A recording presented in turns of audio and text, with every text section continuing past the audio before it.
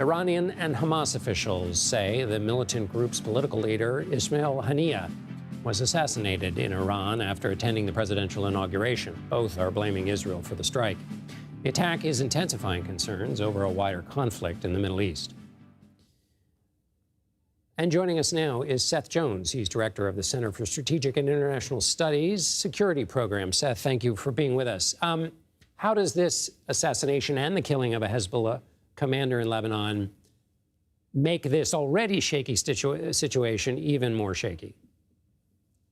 Well, I think the reality is that Israel, Hezbollah, and Iran more broadly are very steadily climbing the escalation ladder. There have already been thousands of strikes on both sides of the Israel-Lebanon border between Israel and Hezbollah.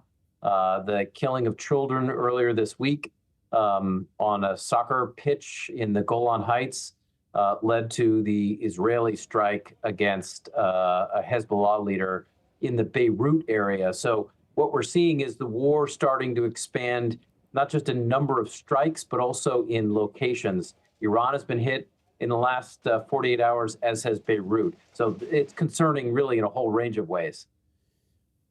When the escalation ladder, as you put it, started to be climbed before and Israel retaliated against an Iranian attack, President Biden was asked about what his message to Iran was, and he said, don't.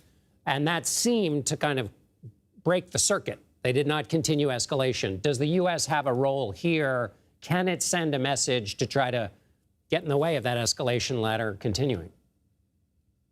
The U.S. does have a role. I do think it's limited. I actually think the U.S.'s biggest role is not on the military side. The U.S. has deployed carrier strike groups, for example, to the region. I think it's diplomatic here. The biggest issue at the core of the Hezbollah-Israel disagreement is about Hezbollah operating south of the Litani River, north of what's called the Blue Line around the Israeli-Lebanese border, and firing things like anti-tank guided munitions. There are diplomatic discussions going on right now to push Hezbollah further north. If they're successful, we don't have big war.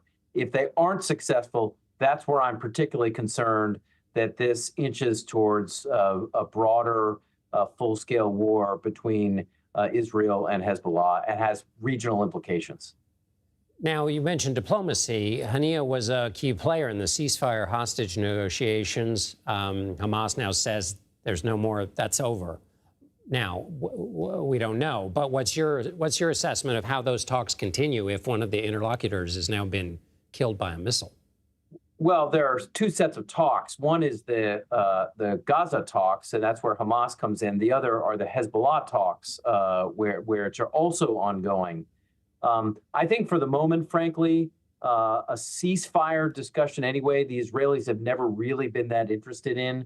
But I don't think we're going to see a major ceasefire breakthrough between Israel and Hamas. I think what we will see is the Israelis try to wrap up most of their operations as quickly as they can in Gaza. Where I think the diplomatic discussions are most useful, and I think where a lot more is at stake, frankly, is in and around Lebanon.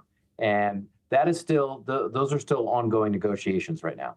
Seth Jones with the Center for Strategic and International Studies. Thank you so much, Seth.